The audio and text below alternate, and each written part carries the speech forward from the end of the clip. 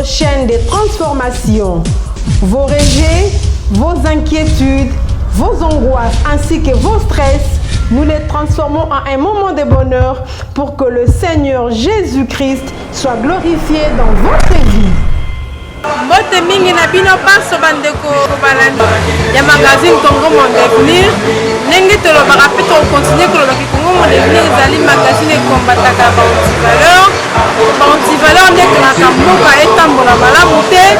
eempeshaka émergence ya société eempeshaka développement durable ya société nde toza kopromouvoir bavaleur parce que bavaleur nde ememaka développement ememaka émergence memaka amélioration na kati ya société na kati ya population na souci ya koluka kopromouvoir bavaleur mpe kokombattre baantivaleur toyelelo na balabala parce que mokonzi ya mboka Antoine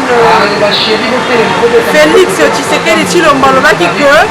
la chambre de bataille n'est pas lobaki le Sphinx qui est déjà décédé, qui nous a quitté déjà. Lobaki que le peuple d'abord n'a que champ de bataille naïe, il y a combat naïe qui n'a pas mené en tant que numéro 1 à la fille aînée de l'opposition de Toyebi Zakiye, papa Tshisekedi a dit Kabiso déjà. Et moi on a vu pouvoir Félix Tshisekedi Tshilombo Antoine. Mais comment il continue dans moi la balobi le peuple d'abord. Comment il a ouvert moi tant moulaï. Et quand on a peuple, avec le peuple d'abord toujours. Il y a un peuple par rapport au peuple d'abord. Depuis que le peuple est dans la sécurité, dans la santé, il y a beaucoup à faire pour l'amélioration de ce peuple. Par rapport à temps, à ça, plus d'une année, en tant que garant de la nation congolaise, de la République démocratique du Congo, est-ce que le peuple a sepeli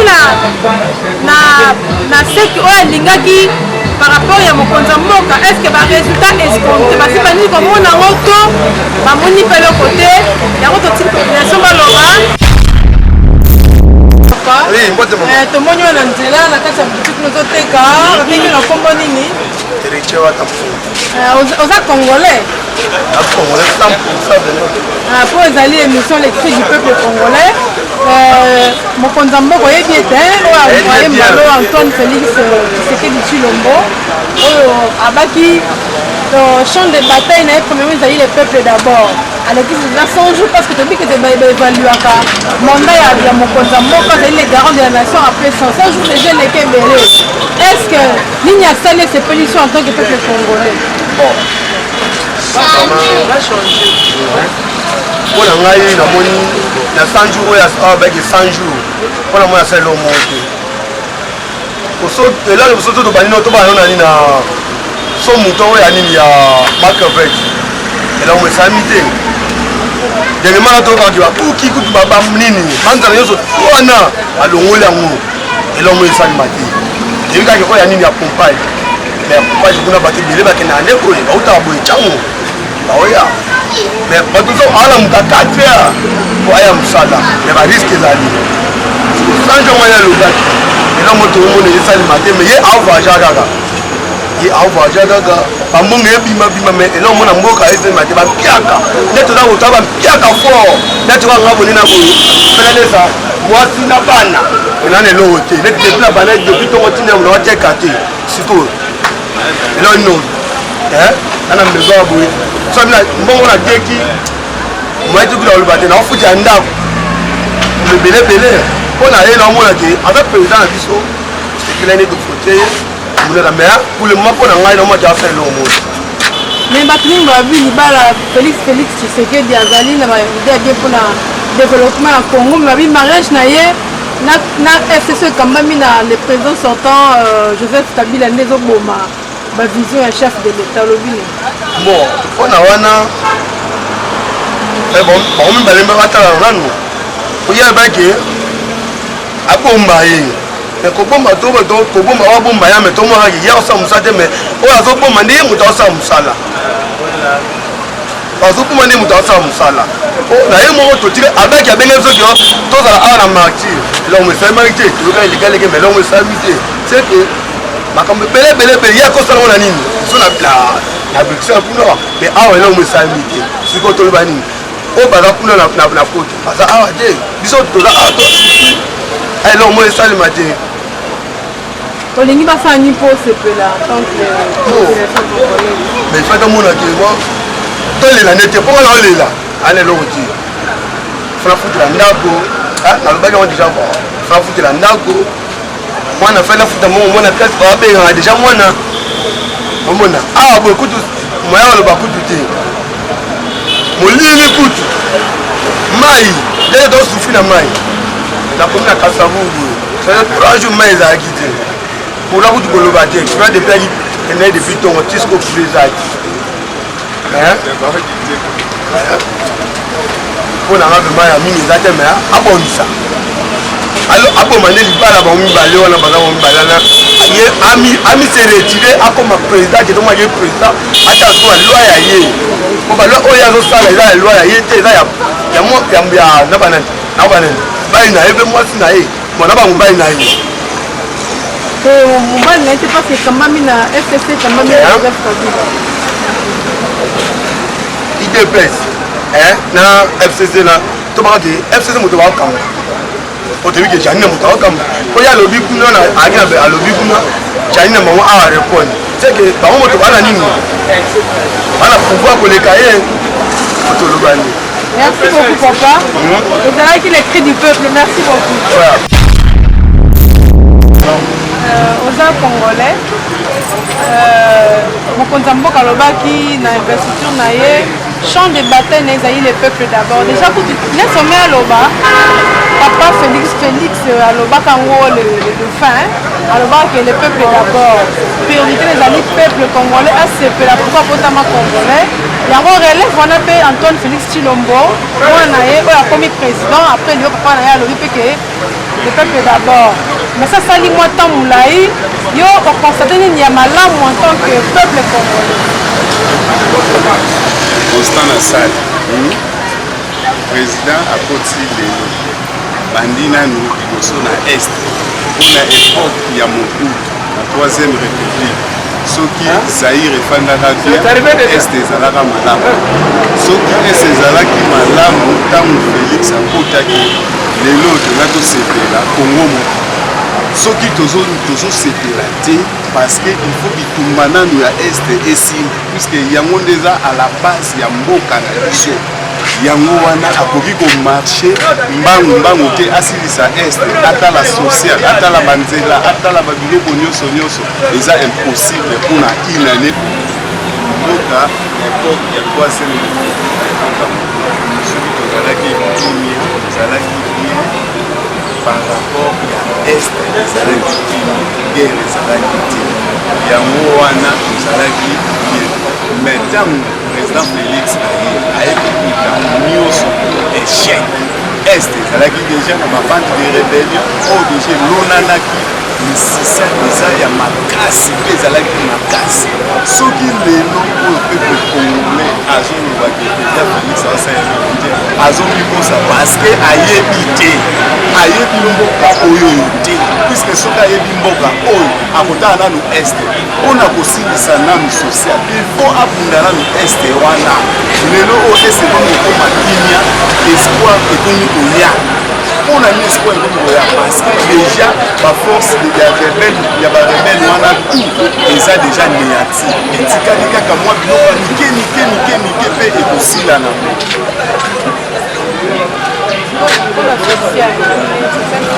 yango nauti koloba mpona social malgré tozosouffrir mpona social tobeti 21 ans na FCC il y a eu même des morts bamort bakosila te ata batie social nyonso balobi toke kozwa kofele ekosila te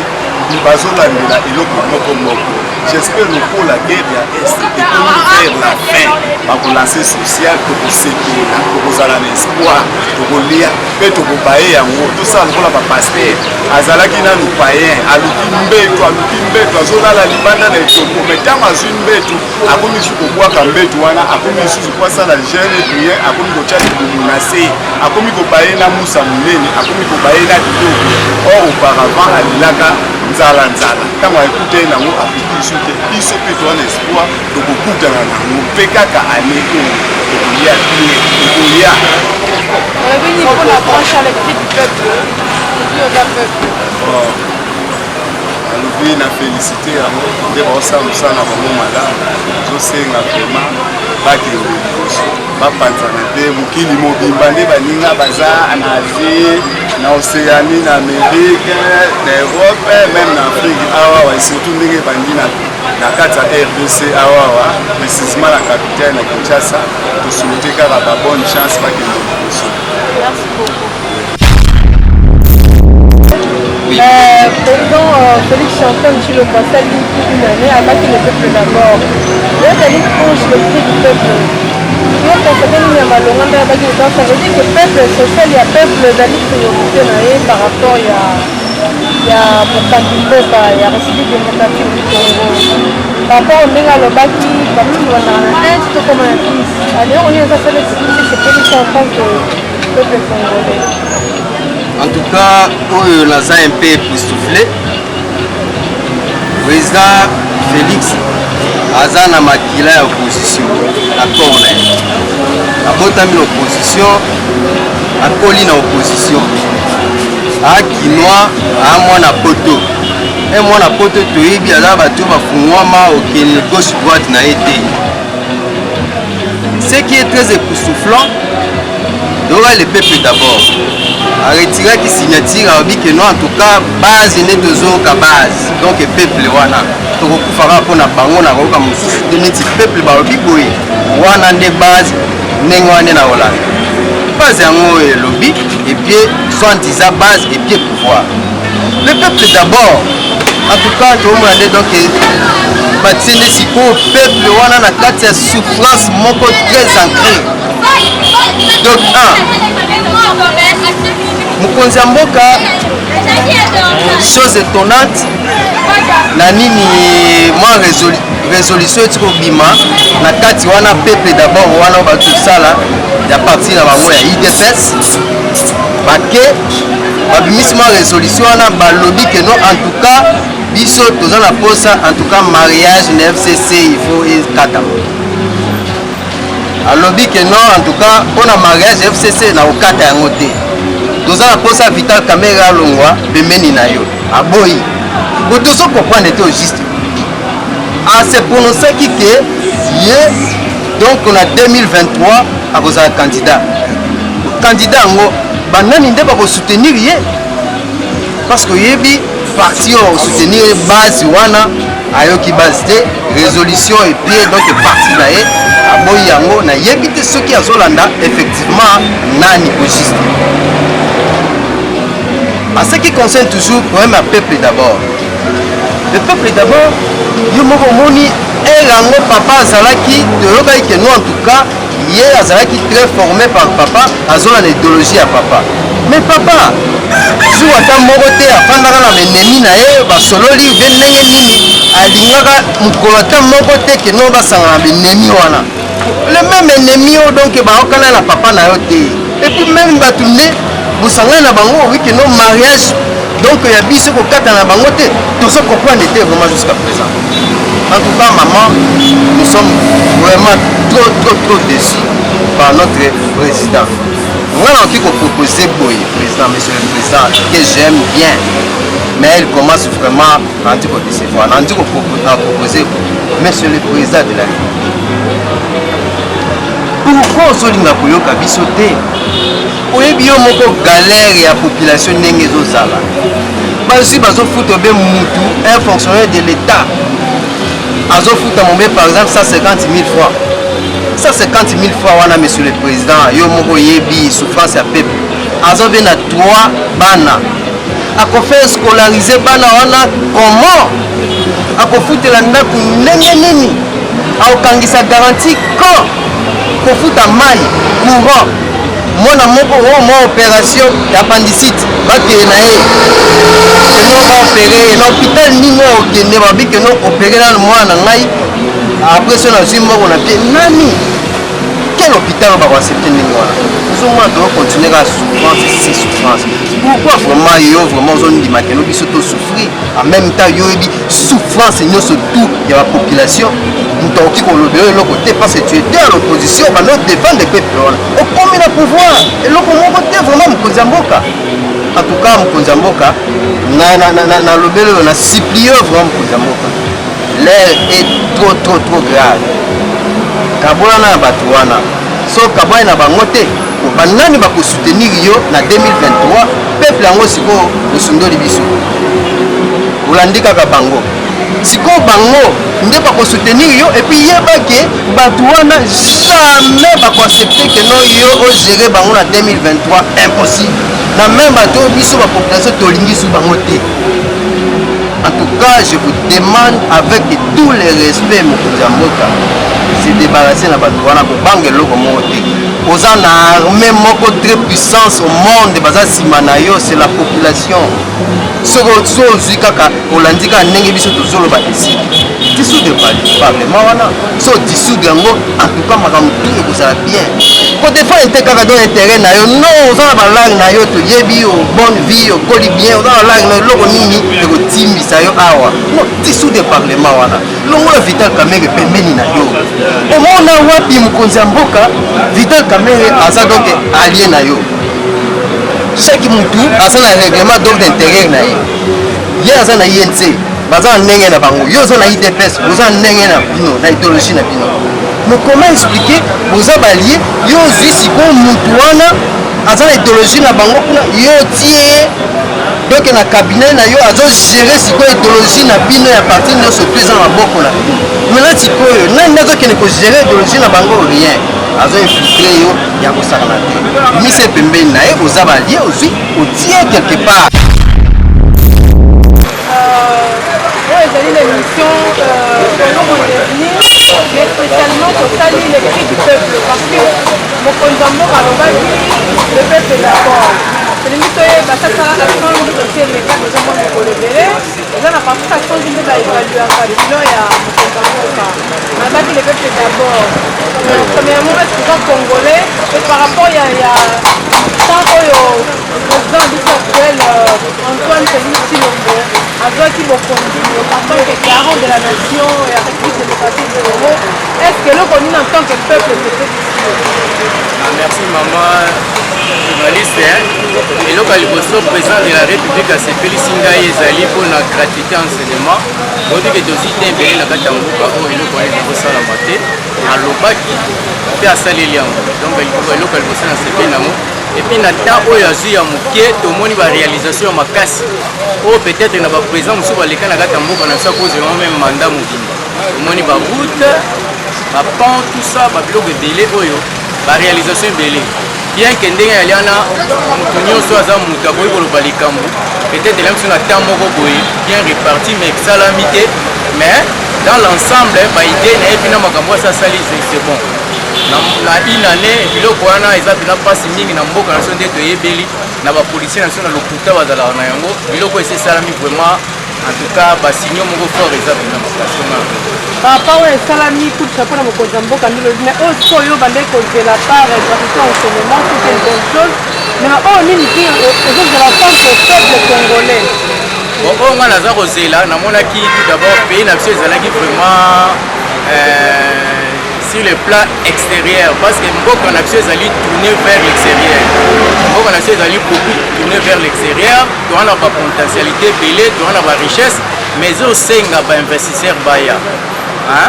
c'est que notre président dès qu'akomaki asalaki baintense diplomatique akitaki libanda ya mboka asololaki na bainvestisseur ebele eloko nga naza kozela pour le moment bainvestisseur wana baya pour que ensemble avec na bango barichesse na biso oyo biso mo tokoki kosalela yango te lelo boye eproduire quand même bafruit oyo nga nazozela pour le moment yango wana mpona kati ya mboka na biso on peut tout dire toza na diamant toza na or tout ça mais soki bainvestisseur bato bakoya koexploite te bato bakoya te po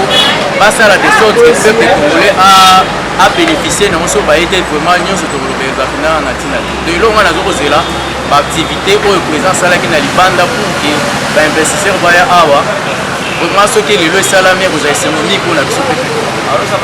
Moi je vois beaucoup plus l'avenir na omona biloko présence asali ezali malamu mpona avenir mais tokomi kozela siko baconcrétisation nango bato wana baya bainvestir pour que peuple congolais a se retrouver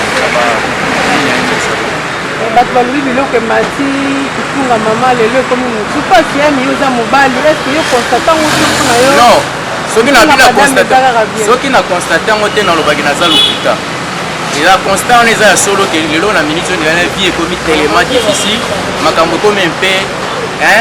ekomi mpela tellement coincé mais là omona nina expliqué elingi oloba nini to comprendre que chef de l'état ntango abandi azwaki pouvoir na ye parlement ezalaki te gouvernement ezalaki te atravaillaki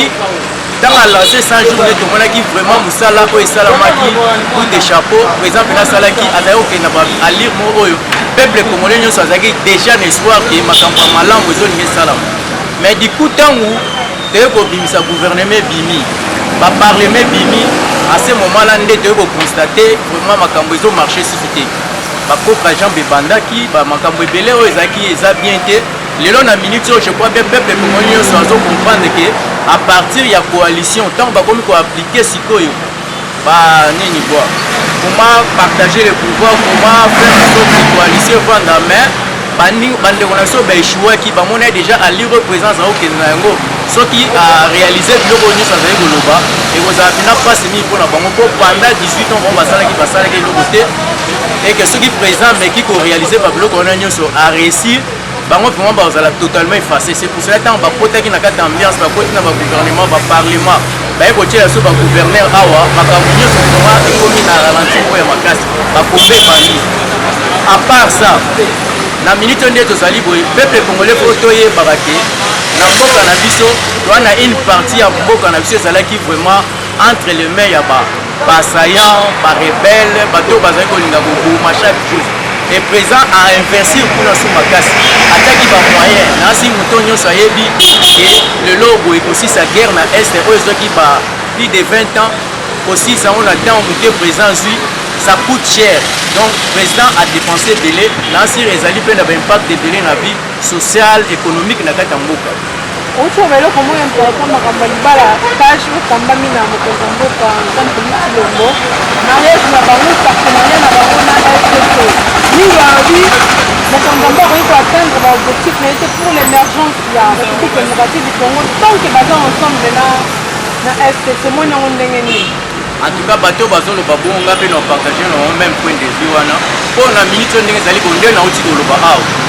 ntango présent bandaki ye moko makambo ezali komarche bien ntango kaka bameki kotya en place coalition wana makambo nyonso ekomi omarche na ralenti nyonso donc nga nazali d'accord ke na minute oyo ndenge ezali boye libala wana ekufa mais au nom de la démocratie tokoki koloba na président te ke apanza libala wana tokoloba na président panza libala wana te nga na kosenga na peuple congolais oyo azali souverain primaire oyo ye moko azodetenir pouvoir na ye na maboko asala par tous les moyens na bamanifestation moko pacifique de sorte ke libala wana esala nini ekufa donc eloko nga nakoki kosenga yango wana. Merci beaucoup ezalaki émission Congo Mon Devenir tranche spécialement les cris du peuple. Merci. na nzela ozotambola oza congolais d'abord toyebi ke mokonzi ya mboka alobaki na investiture na ye que priorité eza d'abord le peuple et en tant que population congolaise non seulement congolaise et surtout koza kinois na ntina ozomona nini est ce que par rapport ya oyo mokonzi ya mboka alobaki social liboso nde ezali parmi bachamp de bataille na ye basécurité mais oyo etali social est ozomona baretombé positive nango surtout ozoza jeune nazomona yango te banda kotela mokonzi naoma oyo neti social kude ekufi par rapport neti ayi na kabila na ndenge ya yedo na ekufi mpenza ndenge okufa mpona omona te nde omao te bamisala kati soki bajeune to andosala ekufi donc olia mpasi lo ekomi cher to dollar emati baminerval to aloba ekutesa sikoyo ozo reproche nini na gouvernement actuel oyo eza kotambami na mokonzi ya mboka Félix bon mingi ndetina nani eloko aloba te mpona même pas proche na bango donc natala mo te nakobeta lisolo oui naza peuple maintenant le peuple d'abord donc priorité eza peuple siko peuple neti nga oyebisa bango nini mpe bayokanga na oyo ebele oyo baza na wana bayoka bango te puis ngai sikoyo na tozalaka oyo babengi na émission magazine Congo Mon Devenir, mais spécialement tranche les cris du peuple bauti koloba par rapport ya besoin na bango bapesi na gouvernement congolais actuel, précisément na mokonzi ya mboka alobaki le peuple d'abord. Yango toye na les cris du peuple koyoka nini balobaki bolandi bango nayebi ke ekoti na bandako na bango makambo mpe baresultat malamu tomonana. Et merci na bino l'attention vous prêtez na numéro na biso ya lelo ya magazine Congo Mon Devenir, précisément tranche ya les cris du peuple. Tokutani prochainement, mais abonnez-vous na la voix des vainqueurs TV, tozana pona bino, ceci na biso zali Congo kende liboso, parce que c'est tout ce qu'on a comme pays, netinga na congolais 100% na mort. Donc toningi peuple échanger parce que na cobalt, tozana ba nyonso oyo ezalaka ba manganèse tout ya ici. Or minerai na kotango ezangi na Congo te diamant, pétrole ni des agneaux. Mais les peuples n'en bénéficient pas. Les peuples tout, il y a tout au Congo, mais nous vivons retomber dans la carte sociale congolais. Les alliés soucis na biso, Kemboke Kende Liboso, mais Tokutani très prochainement. Ce n'est qu'une partie remise et avec le même plaisir. Portez-vous bien.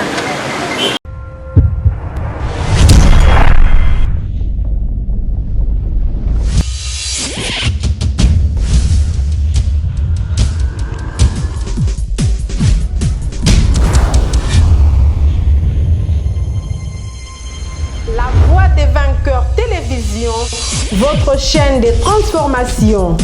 vos rejets, vos inquiétudes, vos angoisses ainsi que vos stress, nous les transformons en un moment de bonheur pour que le Seigneur Jésus-Christ soit glorifié dans